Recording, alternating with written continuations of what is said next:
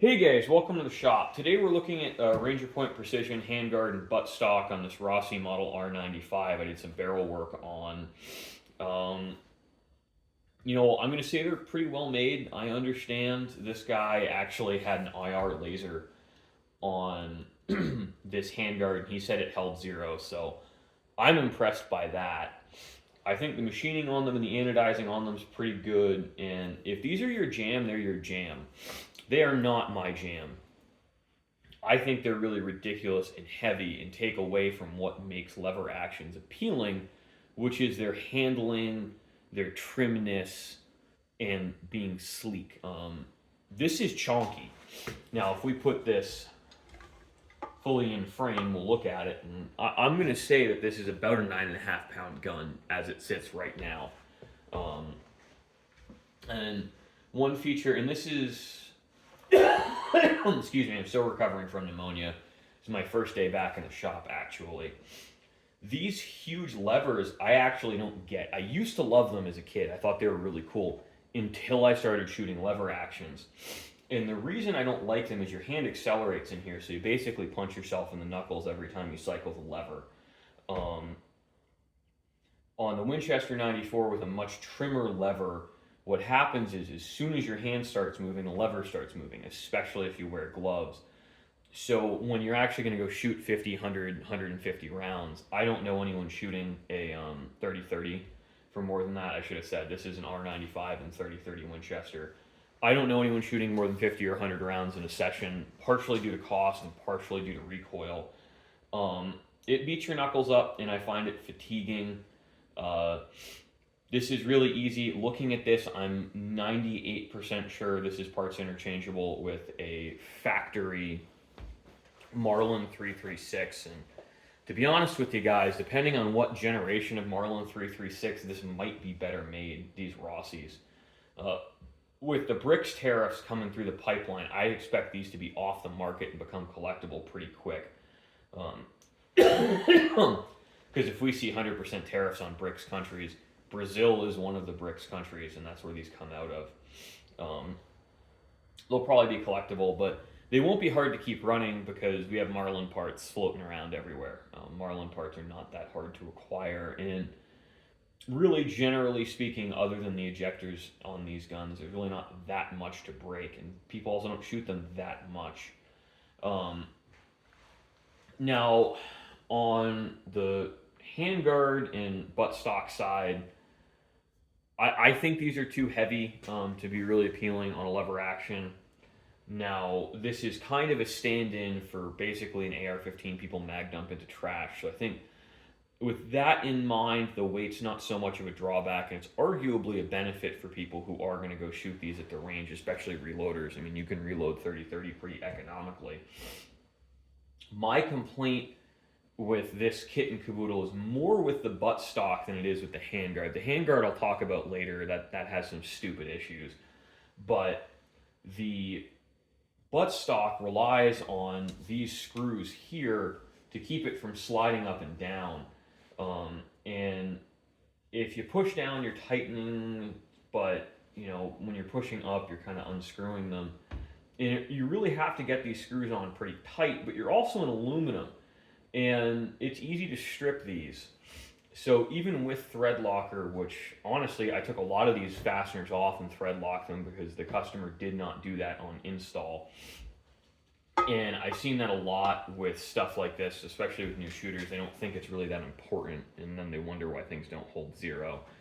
Um, it helps, and it's not the end of the world, but I'm just not a big fan of these aluminum things. This handguard makes sense because it really does give you a good weight amount of flashlight, and I think for people who own farms in heavily restricted states, a flashlight is great for livestock predator defense and stuff like that. I'm a huge advocate for putting lights on anything you plan on shooting after dark with. It's the 21st century. A Streamlight HLX, they're 600 lumen guns, really not that expensive. In a couple of range trips, you'll burn up the ammunition it takes to purchase that, especially when you're shooting 30-30. Now, this handguard, one of the stupid features of it, and it's because of manufacturing differences and installation differences, this rail is adjustable in height. You'll see this end up here is a little bit higher than back here. And I played with it and I got it pretty close to level. Um, I'm not going to sit here with a perfect straight edge and get this absolutely perfect for the customer. If it's really important to them, they can do it on their own. I just reinstalled it as it was with thread locker. Um, and I kind of get the handguard. I'm glad in the AR-15 world, slimline handguards are becoming more popular other than these just chunk monstrosities. I've never been a big chunky handguard guy for anything. I've always been nice and slim, even though I have big hands. Almost everyone, this is kind of an aside, if you've never handled a Winchester 94, but you've shot a Marlin, people are always surprised at how light and trim the Winchester 94s are. Um, and they have a very slim handguard. They handle great. It's, in my opinion, why they're so popular. They are absolutely reliable. They're absolutely accurate within the bounds of what we consider a lever action accuracy. And I haven't shot this enough to form an opinion. This really got test fired a couple of rounds just to verify function. So I don't have any strong opinions on accuracy with the Rossi clones of the Marlin. I think it's a solid clone. So if you walk away with nothing else from this video, is that I think the R95s are a pretty good clone and are priced very fairly for what they are. Now, they do have quality control issues, and I would not buy one sight unseen. I would go to a local store and buy one there. And at least in my area, the people who are selling Rossi's in their store are very price competitive with online prices once you factor in shipping and a transfer fee. They're within about 20 bucks. And I think being able to hand pick and make sure you don't have one of the ones with a crooked front sight or a damaged crown or some god awful cycling issues is worth it.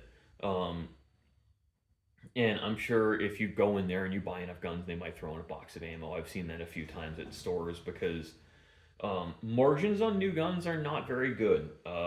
And this is a total aside, unrelated to any of this.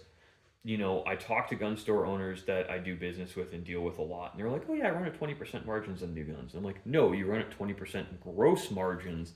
You don't run at 20% margins. Your net margin on that is probably closer to 8 to 10% once you account for overhead and the time value of money if you bought these instead of buying them on credit. You know, if we're looking at time value of money, we're looking at 6 to 8% net margins. Margins on new firearms are pretty bad. It's why in this location, given my square footage requirements and the amount of, honestly, how busy I am and the lack of help I have, um, it's why I just don't do new gun sales. It's also easier for me because any gun store I do business with doesn't perceive me as a threat in potentially cannibalizing their sales. Which I do think is really funny because most of the gun stores around here don't sell anything that I would sell in my store anyway. Um, I might sell these, frankly, just because they're popular, and I do think lever actions are neat. And in this entire state, this whole state, we're either a straight wall rifle state or unrestricted rifle state now.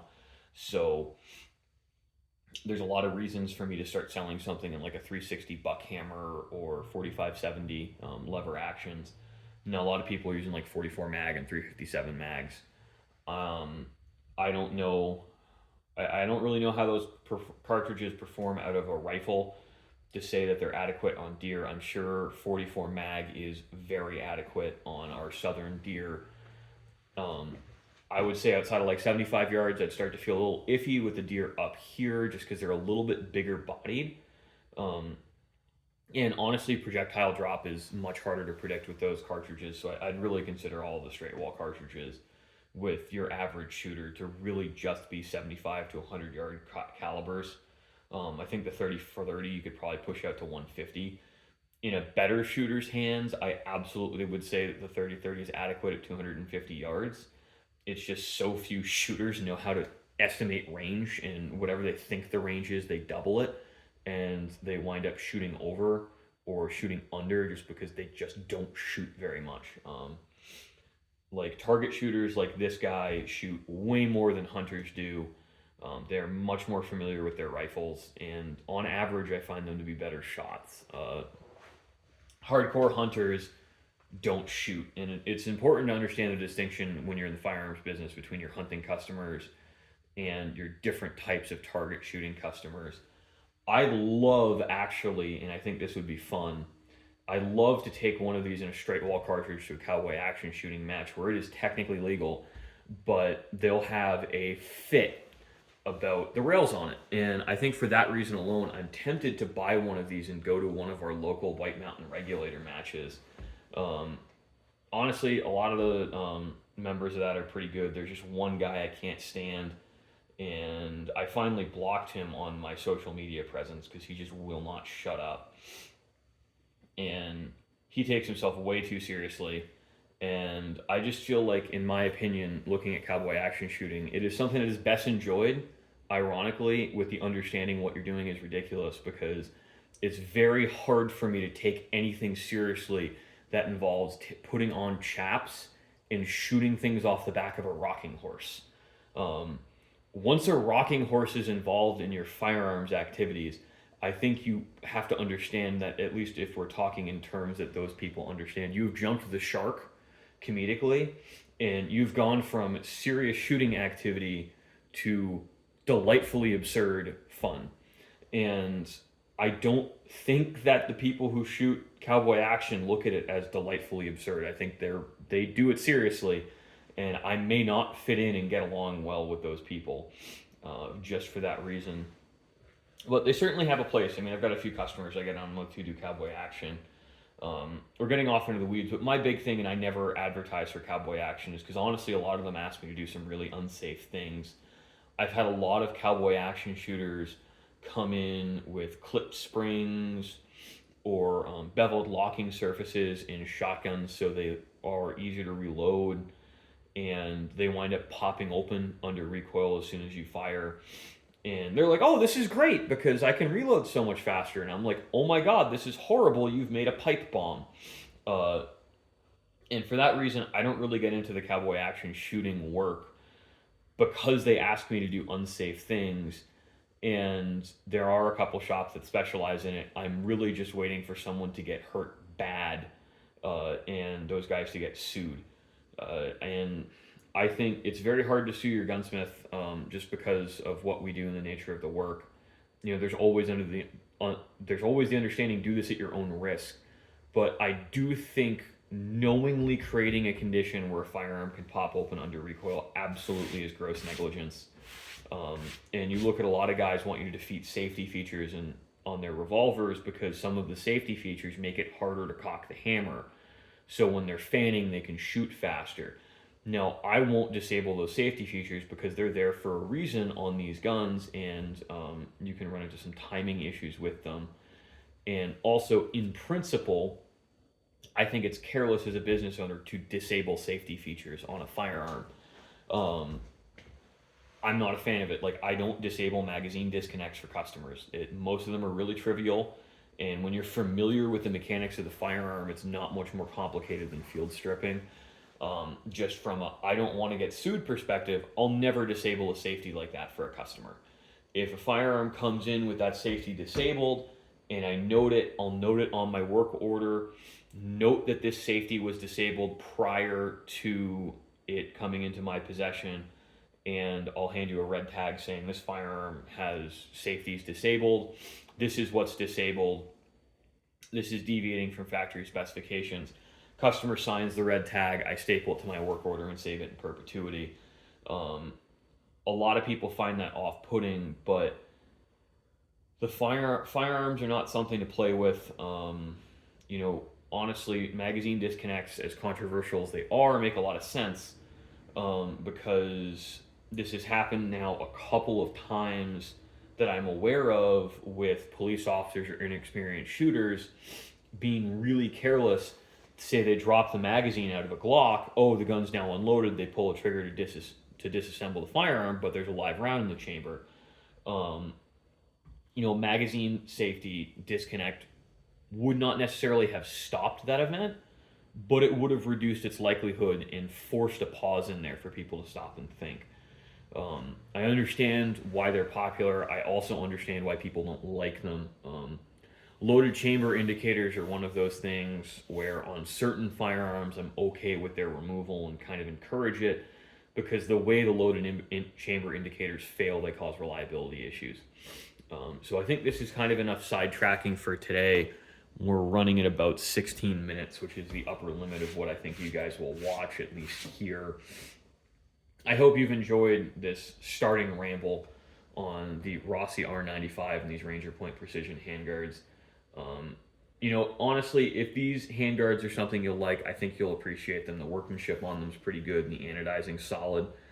I'm just not a fan of this style, so I'd never buy them for myself, except really as a meme, to take to cowboy action shooting matches and see how long it takes them to pitch a fit just for the hell of it. So again, thanks for watching, guys. I really hope you enjoyed. I've just been having plenty of fun looking at this gun. I'm warmed up to them. I used to not be a Rossi firearm just because of my experiences with Taurus when I first got started in the firearms industry, and Rossi's changed my mind on Brazilian firearms for sure.